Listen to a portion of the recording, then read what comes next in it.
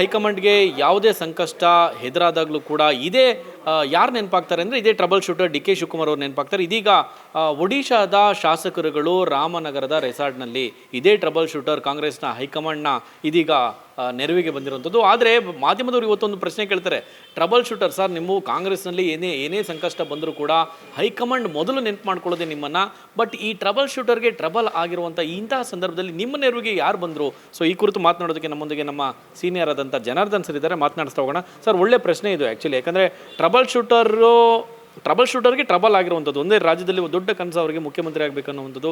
So ಇದರ ನಡುವೆ ಒಡಿಶಾದ ಶಾಸಕರು ಇವಾಗ ರಾಮನಗರದ ರೆಸಾರ್ಟ್ನಲ್ಲಿ ಎಲ್ಲೋ ಒಂದು ಕಡೆ ಹೈಕಮಾಂಡ್ಗೆ ಈ ರೀತಿ ಸಂಕಷ್ಟ ಉಂಟಾದಾಗ ಇದೇ ಟ್ರಬಲ್ ಶೂಟರ್ ನೆನಪಾಗ್ತಾರೆ. ಬಟ್ ಈ ಟ್ರಬಲ್ ಶೂಟರ್ ನೆರವಿಗೆ ಯಾರೊಬ್ಬರು ಬರೋದಿಲ್ಲ ಎನ್ನುವಂಥ ಪ್ರಶ್ನೆ. Trouble shooter D K Shivakumar ಅವರು ಕಾಂಗ್ರೆಸ್ಸಿಗೆ ಆಪದ್ಬಾಂಧವಾಗಿ ಬಂದಿರೋದು ಇದೇ ಮೊದಲನೇನಲ್ಲ. ಭಾಸ್ಕರ್ ಅವರೇ, ಮಹಾರಾಷ್ಟ್ರ ಸರ್ಕಾರ ವಿಲಾಸ್ರಾವ್ ದೇಶ್ಮುಖ್ ಇದ್ದಾಗ ಒಂದು ಸಂದಿಗ್ಧ ಪರಿಸ್ಥಿತಿ ಸೃಷ್ಟಿಯಾದಾಗ ಅಲ್ಲಿಂದ ಸುಮಾರು ಶಾಸಕರನ್ನು ಇಲ್ಲಿ ರೆಸಾರ್ಟಿಗೆ, ಹೆಸರುಘಟ್ಟ ಹತ್ರ ರೆಸಾರ್ಟಿಗೆ ತೊಗೊಂಬಂದು ಶಾಸಕರನ್ನು ರಕ್ಷಣೆ ಮಾಡಿ ಆ ಸರ್ಕಾರವನ್ನು ಉಳಿಸಿದ್ರಲ್ಲಿ ಪ್ರಮುಖ ಪಾತ್ರ ವಹಿಸಿದ್ದವರು ಡಿ ಕೆ ಶಿವಕುಮಾರ್ ಅವರು.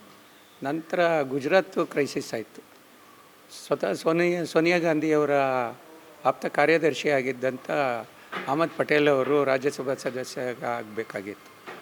ಅಲ್ಲಿ ಇದೇ ರೀತಿ ಏನು ಇವತ್ತು ಒಡಿಶಾ ಇದಾಗಿದೆ, ಅದೇ ರೀತಿ ಶಾಸಕರು ಹೈಜಾಕ್ ಆಗುವಂಥ ಪರಿಸ್ಥಿತಿ ನಿರ್ಮಾಣ ಆದಾಗ ಅವ್ರನ್ನೆಲ್ಲ ಕರ್ಕೊಂಬಂದು ಇಲ್ಲಿ ಬಿಡದಿ ರೆಸಾರ್ಟಲ್ಲಿ ಡಿ ಕೆ ಶಿವಕುಮಾರ್ ಅವರೇ ಖುದ್ದು ಇನಿಷಿಯೇಟ್ ತಗೊಂಡು ಅವ್ರನ್ನೆಲ್ಲ ಕಾಪಾಡಿ ಅಹಮದ್ ಪಟೇಲ್ ಅವ್ರನ್ನ ರಾಜ್ಯಸಭೆ ಕಳಿಸುವುದರಲ್ಲಿ ಪ್ರಮುಖ ಪಾತ್ರ ವಹಿಸಿದ್ರು. ಟ್ರಬಲ್ ಶೂಟರ್ ಆಗಿದ್ದರು, ಆಪತ್ ಬಾಂಧವರಾಗಿದ್ದರು. ಅದರಲ್ಲಿ ಪಾಪ ಅವರು ಭಾಳ ರೀತಿ ಇದನ್ನು ಅನುಭವಿಸ್ಬೇಕಾಯ್ತು, ಜೈಲಿಗೆ ಹೋಗಬೇಕಾಯ್ತು, ಏನೇನೋ ಅವರಿಗೆ ಪರಿಣಾಮಗಳನ್ನ ಎದುರಿಸ್ಬೇಕಾಯ್ತು. ಈಗ ಮತ್ತೆ ಒಡಿಶಾದಲ್ಲಿ ಅದೇ ರೀತಿ ಪ್ರಾಬ್ಲಮ್ ಬಂದಿದೆ. ಅಲ್ಲಿ 14 ಜನ ಬಿಜು ಜನತಾದಳ ಮತ್ತು BJP ಇದು ಅಧಿಕಾರದಲ್ಲಿ ಇರ್ತಕ್ಕಂಥ ಪಕ್ಷ. ಅಲ್ಲಿ 14 ಜನ ಕಾಂಗ್ರೆಸ್ ಶಾಸಕರಿದ್ದಾರೆ. ಅಲ್ಲಿ ಇದು ಏನು ರಾಜ್ಯಸಭಾ ಸದಸ್ಯರನ್ನು ಆಯ್ಕೆ ಮಾಡಬೇಕಾಗಿದೆ. ಅಲ್ಲಿ ಆಪರೇಷನ್ ಕಮಲ ಭೀತಿ ಎದುರಾಗಿದೆ. ಅಲ್ಲಿನ ಕಾಂಗ್ರೆಸ್ ಶಾಸಕರು ಆಪರೇಷನ್ ಕಮಲಕ್ಕೆ ಒಳಗಾಗ್ತಾರೆ ಅನ್ನೋ ಆತಂಕ ಹಿನ್ನೆಲೆಯಲ್ಲಿ ಅಲ್ಲಿನ 14 ಶಾಸಕರು ಮತ್ತು 2 ಪಕ್ಷೇತರರು ಅವರೆಲ್ಲ ಕಾಂಗ್ರೆಸ್ಸಿಗೆ ಓಟ್ ಹಾಕ್ತಾರೆ ಅಂತ ಇತ್ತು.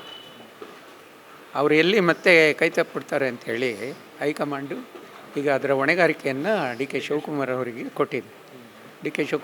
ಕೊಟ್ಟಿದೆ. ಅವರು ಈಗ ಬಂದು ಇಲ್ಲಿ ಈಗಲ್ತನ್ನೋ ರೆಸಾರ್ಟಲ್ಲಿ ಇದ್ದಾರೆ, ಬಿಡದಿ ರೆಸಾರ್ಟಲ್ಲಿ.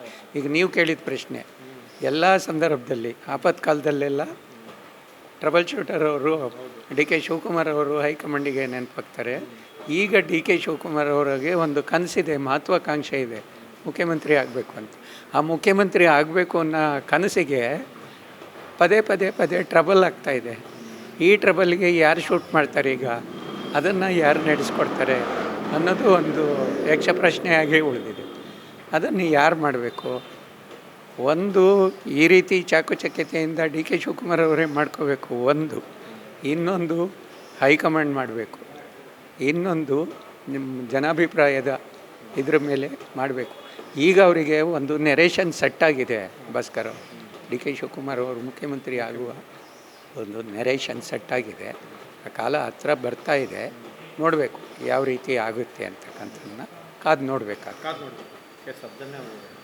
ಎಸ್ ಸರ್, ನೋಡಿದ್ರಲ್ಲ, ಎಲ್ಲ ಒಂದು ಕಡೆ ಡಿ ಕೆ ಶಿವಕುಮಾರ್ ಅವರು ಮುಖ್ಯಮಂತ್ರಿ ಆಗುವಂತಹ ಕಾಲ ಏನು ದೂರ ಏನಿಲ್ಲ ಅಂತೇಳಿ ಮಾಧ್ಯಮದವರು ಇವತ್ತು ಕೇಳಿದಂಥ ಪ್ರಶ್ನೆಗೂ ಕೂಡ ಎಲ್ಲನೂ ಕಾಲನೇ ನಿರ್ಣಯ ಮಾಡುತ್ತೆ ಎನ್ನುವಂಥ ಒಂದು ರೀತಿ ತುಂಬ ನಿಗೂಢವಾದಂಥ ಒಂದು ಉತ್ತರ ಕೂಡ ಕೊಡ್ತಾರೆ ಮಾಧ್ಯಮದವರು. ಎಲ್ಲಿ ಸರ್, ನೀವು ಟ್ರಬಲ್ ಶೂಟರು, ನಿಮಗೆ ಟ್ರಬಲ್ ಆದಾಗ ಯಾರೂ ಬರೋದೇ ಇಲ್ಲ ನಿಮ್ಮ ನೆರವಿಗೆ ಅಂತ ಕೇಳಿದಂಥ ಆ ಒಂದು ಪ್ರಶ್ನೆಗೆ ತುಂಬ ಮಾರ್ಮಿಕವಾದಂಥ ಉತ್ತರ, ಎಲ್ಲನೂ ಕಾಲನೇ ಉತ್ತರ ಕೊಡುತ್ತೆ ಅನ್ನುವಂಥೇಳಿ. ಜೊತೆಯಲ್ಲಿ ನಮ್ಮ ಸೀನಿಯರ್ ಆದಂಥ ಜನಾರ್ದನ್ ಸರ್ ಹೇಳಿದಾಗೆ ಎಲ್ಲೋ ಒಂದು ಕಡೆ ನರೇಷನ್ ಸೆಟ್ ಮಾಡಿದ್ದಾರೆ. ಮುಖ್ಯಮಂತ್ರಿ, ಮುಂದಿನ ಮುಖ್ಯಮಂತ್ರಿ, ನೆಕ್ಸ್ಟ್ ಮುಖ್ಯಮಂತ್ರಿ ಎನ್ನುವಂಥ ಮಾತು ಕೂಡ ನಿಜಕ್ಕೂ ಒಂದು ರೀತಿ ಎಲ್ಲ ಒಂದು ಕಡೆ ಮುಂದಿನ ದಿನಗಳಲ್ಲಿ CM ಆಗುವಂತಹ ಕಾಲ ಏನು ಭಾಳ ದೂರ ಇಲ್ಲ ಎನ್ನುವಂಥ ಮಾತುಗಳನ್ನು ಹೇಳ್ತಾ ಇರುವಂಥದ್ದು.